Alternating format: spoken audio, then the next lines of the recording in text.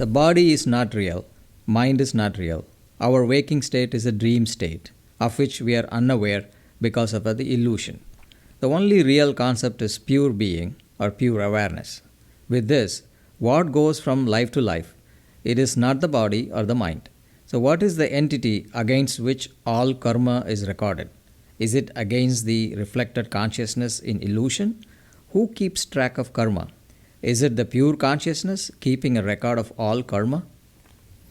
Notice what was said.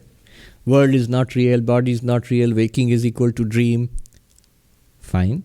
Then comes the question, karma, who is going from lifetime to lifetime? Why do you regard that as real? You just said, notice what you yourself said. World is not real. This lifetime is an appearance. Waking state is a dream. Then again, why are you asking what goes from lifetime to lifetime? Where is karma? Who is recording karma? You see, this is the confusion. We say on one hand, I understand. Advaita Vedanta says that the world is an appearance. Brahman alone is real. The next I say, yes, it is an appearance, but who is the one living here? Who is the one who going from this life to that next life?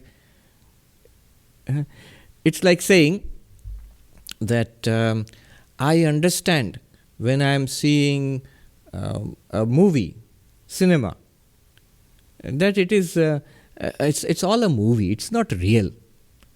Neither is there the hero, nor is there a villain, nor is a crime being committed, nor is there a court case.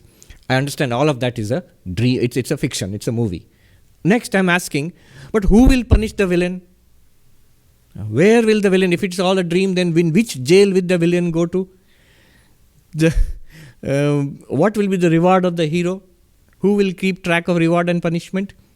You have just said the whole thing is a story. So, in Advaita Vedanta, to clear up this confusion, what we do is, we have two levels of truth, two levels of reality. Ultimate level and our transaction level. Actually, ultimately, there will be multiple levels. There is the ultimate level, Paramarthika. There is this worldly level of transactions called Vyavaharika.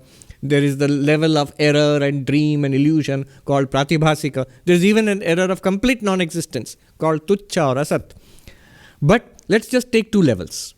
Ultimate level, relative level. Take the movie example. What is the ultimate reality of the movie? It is just light and screen. That's the ultimate reality. Pictures on a screen. That's the ultimate reality in the movie. And what is the relative level of the movie? Oh, there is a hero and there is a villain and there is car chase and there is a court case and reward and punishment. Whole story is there, happiness, misery, and there will be a whole plot is there. That's at the level of fiction. That's at the level of the movie. Two levels are there. It is not a very strange, abstract philosophical concept, One may say that, oh, what is this two levels of truth? Sounds very abstract. We always use it. Whenever you're talking about fiction, storybook, whenever you're talking about a movie, cinema, or theater, there are always two levels. One is at the level of your own existence, another one is at the level of the story. Similarly, in Advaita Vedanta, Brahman is the ultimate reality. Existence, consciousness, bliss. An infinite being awareness. Satyam, Jnanam, Anantam, Brahma. That's the only reality. There is nothing else apart from it. The first thing that a student of Vedanta learns, it's in the Vedanta Sara. We have to memorize. Vastu Satchidanandam Advayam Brahma. The only reality is that existence, consciousness, bliss, non-dual Brahman. The moment you say non-dual, no two, there's nothing apart from that. But there seems to be something apart from it. What seems to be there? World is there, full of millions of beings, living and non-living. There is history. There are human beings. There is myself. Especially I am there. Body, mind, thoughts, feelings, emotions. All of this is there. Then if it is not a reality apart from Brahman, what can you call it except fiction, except mithya, except appearance? So Advaita Vedanta says, Brahma Satyam Jagat Mithya. Brahman is real, the world is an appearance. Two levels, reality level, appearance level. How does that help the question? Answer the question? The question was, if everything is an appearance, everything is not real, or appearance level, mithya, then what about karma? What goes from lifetime to lifetime? Remember, karma and what goes from lifetime to lifetime, even lifetime to lifetime, all of that is within the level of appearance, mithya, the level of the movie, not the level of the screen, not the level of Brahman. From the ultimate standpoint, there is no lifetime. There is no something going from something to something. There is no karma, good and bad, no result of karma, no need for somebody to record that karma also. That is at the ultimate level. So nothing is there? No. When we are experiencing it at a relative level, Vyavaharika level, all of that is there.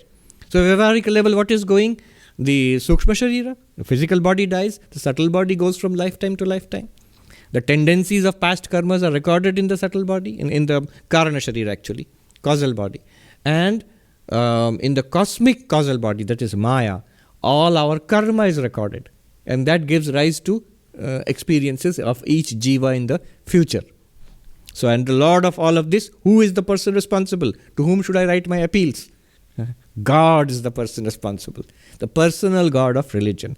Advaita Vedanta accepts all of that, but calls it Vyavaharika, transactional reality, relative reality, lower reality, appearance equal to falsity. That's it. So the two distinctions. I have often told you the story of, sometimes I mention, one of our monks used to ask this question. In Indian religions, you find multiple lifetimes, birth and death, again and again and again. And in Judaism, Christianity, Islam, one lifetime. So which one is true? Punarjanma ya ek janma, one lifetime or multiple lives. So finally he went to ask a very radical non-dualist teacher, a monk who lived in the Himalayas, in a nearby ashram. This whole ashram was also in the Himalayas. So this monk was asked, so what is true? One lifetime or many lifetimes? And the monk replied, Swami, when there is not even one birth, where is the question of rebirth? Jab janma hi nahi Mahatma ji, to punarjanm kahe ka? Aap Mandukya padhiye. Please go and study Mandukya. So this monk was very annoyed, who had asked the question. He came and told me, these Advaiti non-dualists are impossible to argue with. I've gone with a serious question, many lifetimes or one lifetime, and he dismisses the whole thing. He says, go and study Mandukya. So that is the Advaitic perspective. From the ultimate perspective, no multiple lifetimes, not even one lifetime. Was Brahman ever born? Did the screen ever become the hero or the villain? No. But at the relative level of movie, hero and villain both appear. And there is a story. And there is a plot. And there is something true about the story, something false about the story also. All those things are true at the relative level. Ultimately, Brahman alone is reality. And that Brahman you are. Not only Brahma Satyam, Brahman is real. Not only Jagat Mithya, world is an appearance. Higher truth, lower truth. Ultimate truth, relative truth. But also most important, Jiva Brahmaiva Napara. You are none other than Brahman. You, the individual being who thinks of yourself as a Jiva, you are none other than that ultimate reality. That's the most important thing. Yes.